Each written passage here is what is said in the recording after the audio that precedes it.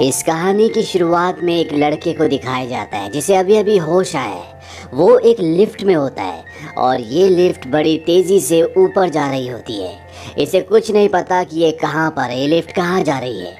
और तभी वो लिफ्ट रुक जाती है। ऊपर से इसी की उम्र के कुछ लड़के एक ढक्कन खोलते हैं और इसे लिफ्ट से बाहर निकालते हैं। इसे कुछ समझ नहीं आता कि ये कहाँ पर है, इसीलिए भागना शुरू कर देता है और भागते भागते ये गिर जाता है। और जब वो खड़ा होकर देखता है तो चारों तरफ ऊंची ऊंची दीवारें होती हैं। ये दीवारें पूरी तरह से सपाट है। इसके ऊपर चढ़ना लगभग पूरी तरह से नामुमकिन है। इसके बाद इसे लकड़ी की एक सेल में डाल दिया जाता है जहाँ पर एक लड़का इसके पास आता है। वो कहता है कि मेरा नाम एलबी है, तुम यहाँ से भागने की कोशिश मत करना। और वो इससे इसका नाम भी पूछता है, लेकिन इसे अपने बारे में, अपने नाम के बारे में कुछ भी याद नहीं होता। एलबी उसे कहता है चिंता मत करो, 2 दिन में सब कुछ ठीक हो जाएगा। यहाँ पर जो भी नया आता है उसके साथ ऐसा ही होता है। वो एलबी से पूछता है कि ये कौन सी जगह है। एलबी उसे अपने साथ बाहर ले जाता है। वो कहते हैं हम यहाँ पर अनाज उगाते हैं, यहीं पर रहते हैं, यहीं पर सोते हैं और जो भी हमारी ज़रूरत की चीज़ें हैं वो बॉक्स में भेज देते हैं, उसी बॉक्स में जिसमें तुम्हें भेजा था। और जब भी वो सामान भेजते हैं तो उसके साथ किसी न किसी को भेजते हैं, जैसे इस बार तुम्हें भेजा है। अब इस लड़के को उन ऊंची ऊंची दीवारों के बीच में एक रास्ता दिखता है और वो पूछता है कि ये रास्ता कैसा है। एलबी उसे कहता है कि यहाँ पर 3 बातों का ध्यान रखना। कभी भी अपना टाइम वेस्ट मत करना, हमेशा अपने काम पर लगे रहना। दूसरा, कभी किसी को चोट मत पहुंचाना। और तीसरा, कभी भी उस दीवार के दूसरी तरफ मत जाना। लेकिन ये लड़का जानना चाहता है कि दीवारों के बीच में जो रास्ता है वो रास्ता कहाँ जाता है, दीवारों के उस पार क्या है। और जब वो उस रास्ते की तरफ जा रहा होता है तो वहाँ पर एक छोटा लड़का आता है। वो उसे रोकता है। वो कहता है कि तुम वहाँ नहीं जा सकते, हम में से कोई भी वहाँ नहीं जा सकता। और तभी अंदर से 2 लड़के भागते हुए आते हैं और छोटा लड़का उसे बताता है कि ये हमसे अलग है, ये रनर्स हैं, ये मेज के अंदर जा सकते हैं। मेज का मतलब भूल भुलैया होता है। और वो ये सुनकर हैरान हो जाता है। वो कहता है क्या कहा तुमने, मेज? वो कहता है मैंने ऐसा कुछ नहीं किया। और इसके बाद वो अंदर जाने लगता है, लेकिन तभी वहाँ पर एलबी आ जाता है और वो उसे अंदर जाने से रोकता है। लेकिन ये अंदर जाना चाहता है और इससे पहले कि ये अंदर जाता, वो जो रास्ता होता है आपस में मिलना शुरू हो जाता है। दरअसल ये एक तरह का दरवाज़ा होता है जो मशीन से जुड़ा होता है और ऊपर मशीन की जो गरारियाँ होती है वो घूमना शुरू हो जाती है और चंद ही पलों में ये दोनों दीवारें आपस में मिलकर पूरी तरह से बंद हो जाती है। अब रात को यहाँ पर जितने भी लोग होते हैं वो सब के सब खाते पीते डांस करते हैं। और तभी उस लड़के के पास जो आज पहली बार यहाँ पर आया, जिसे अभी तक अपना नाम भी याद नहीं आया, उसके पास एक लड़का आता है और वो उसे कुछ लड़कों को दिखाता है। वो कहता है वो सब के सब रनर्स हैं। वो हर सुबह मेज के अंदर भागते हैं, वो यहाँ से बाहर जाने का रास्ता ढूंढते हैं और ऐसा वो पिछले 3 सालों से कर रहे हैं, लेकिन अभी तक उन्हें कामयाबी नहीं मिली। ये सब बहुत ताकतवर है, हमसे अलग हैं। और कोई भी रनर अगर मेज के अंदर भूल भुलैया के अंदर फंस जाता है, शाम होने से पहले वापस नहीं आता, तो उसे कभी कोई दोबारा नहीं देख पाता। और जब वो ये सब बोल ही रहा होता है कि तभी वहाँ पर अजीब सी आवाज़ें आना शुरू हो जाती है और वो बताता है कि तुम ये आवाज़ें सुन रहे हो। दरअसल अंदर से जो मेज़ है उसके रास्ते बदल रहे हैं। हर रात को पूरा मेज़ बदल जाता है और ये वही करते हैं जिन लोगों ने हमें यहाँ पर फंसाया है। अब ये दोनों उस जगह पर जाते हैं जहाँ पर रनर होते हैं, ये आपस में कंपटीशन कर रहे होते हैं। और तभी इनमें से एक रनर जिसका नाम गैली होता है, वो इस नए लड़के को कहता है हो जाए 2-2 हाथ। और इन दोनों के बीच में कंपटीशन होना शुरू हो जाता है और इसी कंपटीशन के दौरान गेली इस नए लड़के को ज़मीन पर गिराता है। ये सर के बल गिरता है और इसे याद आता है कि इसका नाम थॉमस है।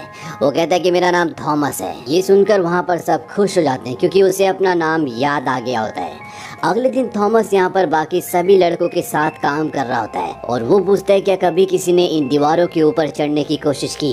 वो कहते हैं वहाँ पर कोई नहीं चढ़ पाया, हमने कोशिश की थी, सीढ़ियाँ इतनी ऊंची नहीं है कि हम वहाँ तक पहुँच सके। थॉमस कहता है जिस लिफ्ट से मैं ऊपर आया था, क्या उस लिफ्ट के जरिए किसी ने यहाँ से निकलने की कोशिश की। उसे बताया जाता है कि जब भी कोई उस लिफ्ट में बैठता है तो वो नीचे जाती नहीं है। हम सारे रास्ते अपना चुके हैं, लेकिन यहाँ से निकलने का सिर्फ एक ही रास्ता है और वो है वो भूल भुलैया, वो मेज़। अब यहाँ पर थॉमस को खाद लेने के लिए भेजा जाता है क्योंकि यहाँ पर ये फल सब्जियाँ सब कुछ उगाते हैं। और जब थॉमस खाद लेने के लिए जाता है तो वहाँ पर इन्हीं में से एक लड़का जो कि रनर होता है, जो एक दिन पहले मेज के अंदर गया था, वो थॉमस के ऊपर हमला कर देता है। वो उसे मारना चाहता है। थॉमस किसी तरह से वहाँ से भागकर बाहर आ जाता है, लेकिन वो थॉमस पर दोबारा हमला कर देता है। लेकिन अब यहाँ पर सब के सब आ जाते हैं। एल्बी जो इन सब का लीडर है वो भी यहाँ पर आ जाता है और वो सब उस लड़के को पकड़ लेते हैं। एल्बी कहता है कि इसकी शर्ट उठाओ, और जब उसकी शर्ट को उठाया जाता है तो उसके शरीर पर एक डंक का निशान होता है। एल्बी कहता है कि इसे कोठरी में डाल दो। और यहाँ पर हमें एक बात समझ में आ जाती है कि इस भूल भुलैया के अंदर कुछ तो ऐसा है जो बहुत खतरनाक है। थॉमस और एल्बी साथ में बैठे होते हैं, तो एल्बी थॉमस से पूछता है कि जब उसने तुम पर हमला किया तो उसने तुमसे कुछ कहा।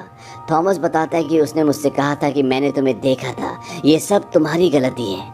ये सब मेरी गलती कैसे हो सकती है? एल्बी कहता है कि ये सब इन्फेक्शन की वजह से है। वो कुछ भी बोल रहा है। और शाम को जब मेज के दरवाजे बंद होने वाले होते हैं तो सब के सब दरवाजे के सामने इकट्ठा होते हैं, और जिसे डंक लगा है उसे ज़बरदस्ती मेज के अंदर भेज दिया जाता है, क्योंकि अब उसे बचाया नहीं जा सकता।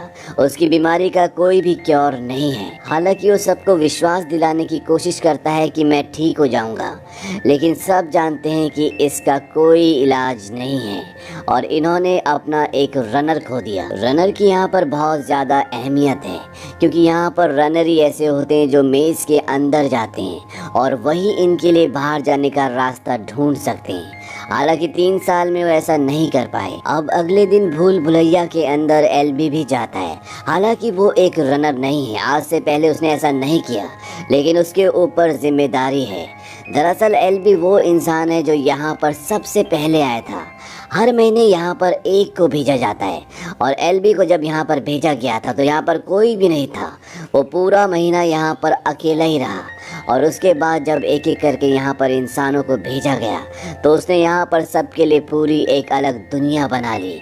और अब एल्बी मेज़ के अंदर है और शाम हो जाती है, लेकिन एल्बी और उसका साथी वापस नहीं आते। सबके सब बहुत परेशान होते हैं और मेज़ के दरवाजे बंद होना शुरू हो जाते हैं। लेकिन इससे पहले कि दरवाजे पूरी तरह से बंद होते, वहाँ पर हेड रनर मिनो और एल्बी पहुँच जाते हैं। लेकिन एल्बी की तबीयत बहुत ख़राब है और मिनो उसे खींच कर लाने की कोशिश कर रहा होता है। लेकिन अब दरवाजे बंद होने वाले और ये दोनों दरवाजे के इस तरफ नहीं आ सकते। थॉमस इनकी मदद के लिए भूल भुलैया के अंदर चला जाता है, और जैसे ही वो भूल भुलैया के अंदर पहुंचता है, दीवारें आपस में पूरी तरह से मिल जाती है और ये तीनों अब भूल भुलैया के अंदर फंस चुके हैं। यहाँ पर एल्बी की हालत बहुत ज़्यादा ख़राब होती है, क्योंकि उसे भी डंक लगा है। और तभी इन्हें एक खौफनाक आवाज़ आती है, और ये आवाज़ उसी क्रिएचर की होती है जिसने एल्बी को डंक मारा है। थॉमस के साथ जो रनर होता है वो कहता है कि हमें यहाँ से जाना होगा, नहीं तो हम भी मारे जाएंगे। लेकिन थॉमस एल्बी को छोड़ना नहीं चाहता, और वो देखता है सामने दीवार पर बहुत बड़ी बड़ी बेलें होती है, और वो उसमें थॉमस को बांधकर दीवार के ऊपर लटका देता है। लेकिन तब तक वहाँ पर वो क्रिएचर आ जाता है। रनर अपनी जान बचाने के लिए भाग जाता है और थॉमस वहीं दीवार के नीचे छुप जाता है। ये क्रिएचर बहुत खतरनाक होता है, इन्हें ग्रीवर्स कहा जाता है, और जिसे भी ये डंक मारते हैं वो बचता नहीं है। ये क्रिएचर थॉमस को देख लेता है, और यहाँ पर अब दीवारें भी बदलना शुरू हो जाती है। यानी कि अब पूरा भूल भुलैया अपना रास्ता बदल रहा है, दीवारें खिसक रही हैं, और जब दो रास्ते आपस में मिलने वाले होते हैं तो थॉमस उस क्रिएचर को अपनी तरफ चैलेंज करता है, और जब वो उसको मारने के लिए आता है थॉमस उस रास्ते के अंदर से भागता है। ग्रीवर थॉमस का पीछा कर रहा होता है, और तभी दीवारें मिल जाती है। सुबह बाहर दिखाया जाता है कि मेज़ के सामने सभी इकट्ठा होते हैं, लेकिन सबको पूरा यकीन है कि अब यहाँ से ये तीनों बाहर नहीं आ सकते, क्योंकि आज तक भूल भुलैया के अंदर पूरी रात कोई भी रुक नहीं पाया। एक रात रुकने का मतलब है कि मौत। लेकिन अगली सुबह ये तीनों के तीनों बाहर आ जाते हैं। हालांकि एल्बी की हालत बहुत ख़राब है, उसे होश नहीं है, लेकिन अभी भी उसकी सांसें बाकी हैं। हालांकि थॉमस ने एल्बी की जान बचाई है, लेकिन यहाँ पर एक लड़का होता है जिसका नाम गैली है। वो थॉमस की इस हरकत से बिल्कुल भी खुश नहीं होता, क्योंकि उसने रूल को तोड़ा है। बिना परमिशन के कोई भी भूल भुलैया के अंदर नहीं जा सकता, और वो कहता है कि हमें इसे सज़ा देनी चाहिए। और तभी एक सायरन बजता है, और ये सायरन उसी एलिवेटर का होता है जिससे हर महीने यहाँ पर किसी न किसी को भेजा भेजा जाता है। और जब ये सब वहाँ पर पहुँचते हैं तो सब हैरान हो जाते हैं क्योंकि आज पहली बार यहाँ पर किसी लड़की को भेजा गया है। और जब उस लड़की को होश आता है तो उसकी ज़बान पर एक नाम होता है और ये नाम होता है थॉमस का। वो थॉमस का नाम लेते ही बेहोश हो जाती है। इसके साथ एक नोट भी होता है जिसमें लिखा होता है कि अब ये आखिरी है, इसके बाद यहाँ पर किसी को भी नहीं भेजा जाएगा। थॉमस इस लड़की को नहीं जानता क्योंकि यहाँ पर किसी को भी भेजने से पहले उसके अतीत की सारी यादों को मिटा दिया जाता है। इसीलिए यहाँ पर जितने भी बच्चे होते हैं उन्हें अपने अतीत के बारे में कुछ भी याद नहीं है। थॉमस अब एक बार फिर से भूल भुलैया के अंदर जाना चाहता है क्योंकि रात को जो ग्रीवर दीवार के बीच में फंस कर मरा था वो उसे देखना चाहता है। वो देखना चाहता है कि वो लोग किससे डील कर रहे हैं। थॉमस, मिनो और कुछ बच्चे उस जगह पहुंच जाते हैं और वो देखते हैं कि ग्रीवर की बॉडी के अंदर एक डिवाइस होता है जिस पर कुछ नंबर्स लिखे होते हैं और ये नंबर वही नंबर होते हैं जो बॉक्स में होते हैं। उस बॉक्स में, जिस बॉक्स से इन सब को यहाँ पर एक एक करके भेजा गया है, यानी जिन लोगों ने इन्हें यहाँ पर भेजा है उन्हीं लोगों ने इस क्रिएचर को, जिसे ग्रीवर कहा जाता है, उसे भी बनाया है। इस डिवाइस को लेकर बाहर आ जाते हैं और बाहर आने के बाद ये थॉमस को भी रनर बना देते हैं क्योंकि सिर्फ रनर ही इस मेज, इस भूल भुलैया के अंदर आ सकते हैं। हालांकि इसमें एक लड़के की सहमति नहीं होती जिसका नाम गैली है। वो नहीं चाहता कि थॉमस को रनर बनाया जाए, लेकिन अब थॉमस एक रनर है, वो मेज के अंदर कभी भी जा सकता है। अगली सुबह मिनो, जो कि एक रनर है, वो थॉमस को एक कॉटेज के अंदर ले जाता है। यहाँ पर किसी का भी आना मना होता है और वो थॉमस को वहाँ पर भूल भुलैया का नक्शा दिखाता है। वो कहता है कि पिछले 3 सालों में हमने इसके चप्पे चप्पे को छान मारा और उसी के बिहाफ पर हमने ये नक्शा बनाया है, लेकिन हमें बाहर जाने का कोई भी रास्ता नहीं दिखता। और एबी ने मुझे ये बात किसी को भी बताने के लिए मना की थी क्योंकि वो नहीं चाहता था कि सबके दिलों में यहाँ से निकलने की जो एक उम्मीद है वो टूट जाए। लेकिन अब जब ये डिवाइस हमें उस क्रिएचर के अंदर से मिला है जिस पर नंबर 7 लिखा हुआ है, दरअसल अंदर भूल भुलैया में 1 से लेके 8 तक अलग अलग ब्लॉक्स हैं और हर रात को एक नया ब्लॉक खुलता है जिससे भूल भुलैया का रास्ता पूरी तरह से बदल जाता है। और इस डिवाइस पे नंबर 7 का मतलब ये है कि कल रात को जिस ग्रीवर को हमने मारा था वो 7 नंबर ब्लॉक से अंदर आया था, यानी कि अगर वो अंदर आया था तो बाहर जाने का रास्ता वहीं पर है। वो कहता है कि हम दोनों वहाँ पर जाएंगे। तभी यहाँ पर एक बच्चा आता है और वो कहता है उस लड़की को होश आ गया है। थॉमस उस मचान पर जाता है जहाँ पर वो लड़की होती है। दरअसल वो अपने पास किसी को भी नहीं आने दे रही होती। थॉमस उसे शांत करता है और वो उससे उसका नाम पूछता है, लेकिन इसे भी कुछ भी याद नहीं है। हालांकि होश में आने के बाद इसने थॉमस का नाम लिया था, लेकिन ये थॉमस को नहीं जानती। थॉमस उसे बताता है कि मुझे रात को सपने आते हैं और मैंने कई बार सपनों में तुम्हें देखा है। मुझे शुरू में लगा था कि वो सपने हैं, लेकिन वो सपने नहीं बल्कि यादें हैं। ये लड़की, जिसका नाम टेरेसा है, वो थॉमस को कहती है कि मेरी जेब में 2 सिरिंज थी और वो सिरिंज वो थॉमस को देती है और इसमें से एक सिरिंज पे लिखा होता है WCKD और जो डिवाइस इन्हें उस क्रिएचर के पेट के अंदर से मिला था उस पर भी WCKD लिखा है। यानी जिन लोगों ने इस जगह को बनाया, जिन लोगों ने ग्रीवर को बनाया है, उन्होंने इस सिरिंज को यहाँ पर भेजा है और वो उस सिरिंज को लेकर एल्बी के पास जाता है। एल्बी की हालत बहुत खराब होती है, वो मरने वाला होता है। इसीलिए थॉमस कहता है कि इस दवा को, जिसके बारे में हमें कुछ भी नहीं पता, हमें इसे एल्बी के शरीर में इंजेक्ट करना चाहिए। और जब वो ऐसा कर रहा होता है तो एल्बी उस पर हमला कर देता है। वो उसे कहता है कि चले जाओ यहाँ से। और इतने में इनके साथ जो लड़की है टेरेसा, वो उसके हाथ से उस सिरिंज को छीन कर एल्बी की बॉडी में इंजेक्ट कर देती है, जिससे वो पूरी तरह से शांत हो जाता है। यानी कि दवा काम कर रही है, वो ठीक हो रहा है। अब अगली सुबह थॉमस और मिनो भूल भुलैया के अंदर जाते हैं और जब वो ब्लॉक नंबर 7 के पास पहुंचते हैं तो इनके पास जो डिवाइस है, जो उस क्रिएचर के पेट के अंदर से निकला है, उससे बीप की आवाज आना शुरू हो जाती है। थॉमस कहता है शायद ये हमें रास्ता बताने की कोशिश कर रहा है और वो उसके हिसाब से आगे बढ़ना शुरू करते हैं, लेकिन सामने एक दीवार आ जाती है, यानी कि रास्ता खत्म हो चुका है। और तभी जो डिवाइस इनके पास होता है उस पे लाइट रेड कलर की होती है, वो ग्रीन हो जाती है और दीवार से एक नया रास्ता खुलता है। ये पहली बार यहाँ पर पहुँचे हैं और जब वो अंदर जाते हैं तो ये देखते हैं कि एक और रास्ता खुला और वहाँ से एक रोशनी निकलती है। वो इन दोनों को स्कैन करती है और स्कैन करने के बाद उस रोशनी को कंप्यूटर को पता चल जाता है कि ये ग्रीवर नहीं है बल्कि ये इंसान है। और एक एक करके अब दरवाजे बंद होना शुरू हो जाते हैं। ये दोनों यहाँ से भागना शुरू करते हैं क्योंकि अगर यहाँ से नहीं भागे तो ये यहीं फंस कर मर जाएंगे। यहाँ पर बड़ी तेजी से पूरा भूल भुलैया बदल रहा होता है, लेकिन किसी तरह से भागते भागते इस भूल भुलैया से बाहर निकल जाते हैं और बाहर इस सबको जाकर बताते हैं कि हमने एक नया रास्ता ढूंढा है और शायद ग्रीवर दिन के वक्त वहीं चले जाते हैं और शायद इस भूल भुलैया से निकलने का एक वही रास्ता है। अब एल्बी को होश आ जाता है, वो पूरी तरह से ठीक हो चुका है। और जब ये सब के सब एल्बी के पास जाते हैं, थॉमस एल्बी को कहता है कि हम यहाँ से निकल सकते हैं, हमने एक नया रास्ता ढूंढा है।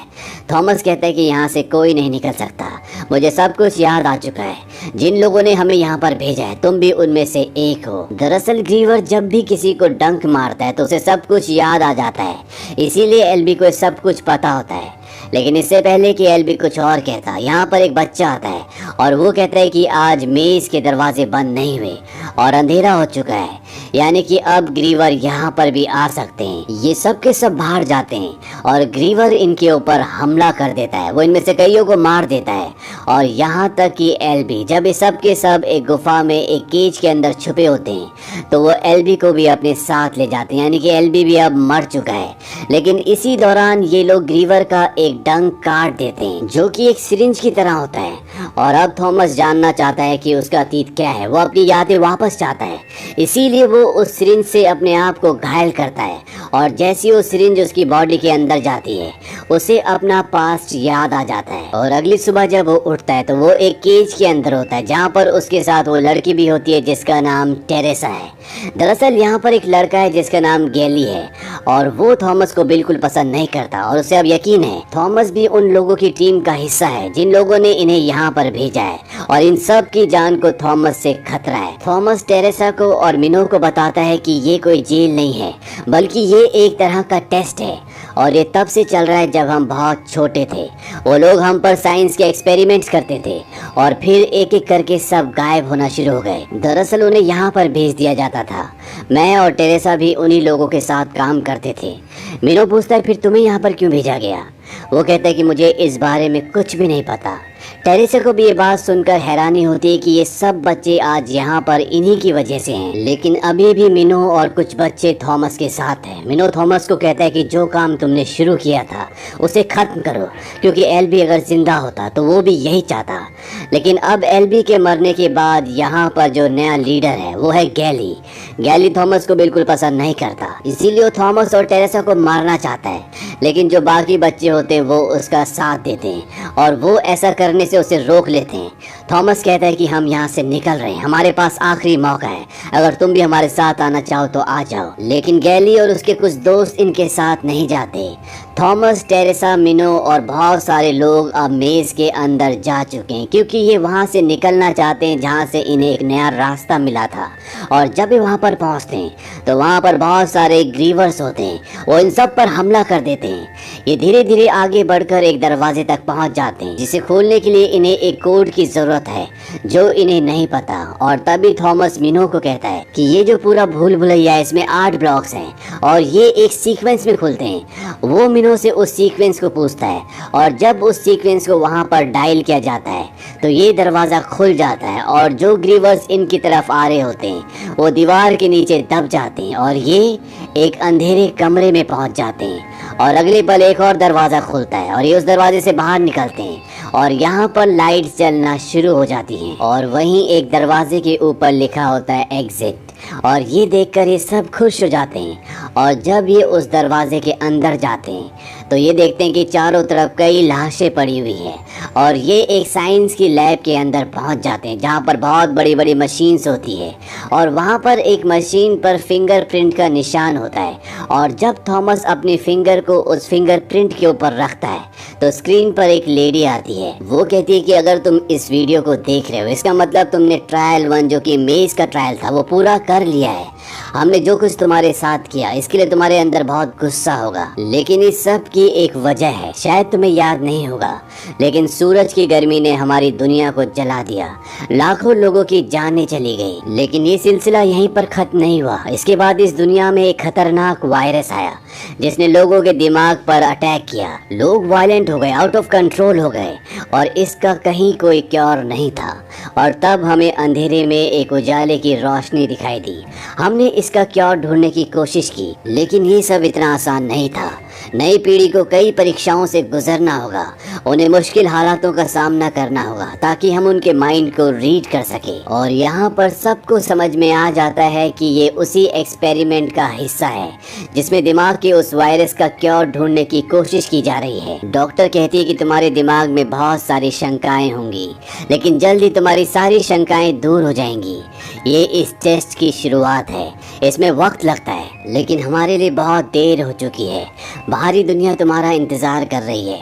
और वही डॉक्टर के पीछे दिखाया जाता है कि वहाँ पर कुछ लोग आते हैं और वहाँ पर जितने भी डॉक्टर्स काम कर रहे होते हैं वो सबको मार रहे होते हैं। और ये जो डॉक्टर इन्हें सब कुछ बता रही होती है, जिसका नाम डॉक्टर एवा है, वो खुद को गोली मार देती है। ये सब हैरान हो जाते हैं और जब ये पीछे देखते हैं तो उसी जगह पर अभी भी डॉक्टर एवा की लाश पड़ी होती है। यानी कि इस घटना को ज्यादा वक्त नहीं हुआ और ये जो पूरा ऑपरेटिंग सिस्टम होता है, यहाँ से मेज के अंदर जितने भी लोग थे, यानी कि वहाँ पर जितने भी लोगों को भेजा गया था, यहाँ से ये सब उन्हें हमेशा देखते रहते थे। और इससे पहले कि ये कुछ सोच पाते, यहाँ पर गैली आ जाता है जो मेज के अंदर नहीं आया था, जो वहीं पर रुक गया था और उसके हाथ में गन होती है। वो थॉमस को मारना चाहता है, वो आउट ऑफ कंट्रोल होता है क्योंकि उसे ग्रीवर ने अपना डंक मारा है और ग्रीवर के डंक मारने के बाद उसे अपनी यादें वापस मिल चुकी होती है और उसे ये पता होता है कि थॉमस उसी टीम का हिस्सा था जिस टीम ने, जिस ऑर्गेनाइजेशन ने इन सब को इस जगह पर भेजा था। थॉमस ने जब अपना पास्ट याद करने के लिए ग्रीवर के डंक से अपने आप को घायल किया था तो वो ठीक इसलिए हो जाता है क्योंकि 2 सिरिंज में से 1 सिरिंज बची हुई थी और अब इनके पास इसका कोई क्योर नहीं है। और अब गैली थॉमस की तरफ गोली चलाता है, लेकिन तब तक मीनो उसे अपने हथियार से मार देता है। लेकिन जब गैली ने थॉमस की तरफ गोली चलाई थी तो उसके आगे एक बच्चा आ गया था जो थॉमस से बहुत प्यार करता है। इसका नाम है चक और गोली चक को लग गई होती है और चक की मृत्यु हो जाती है।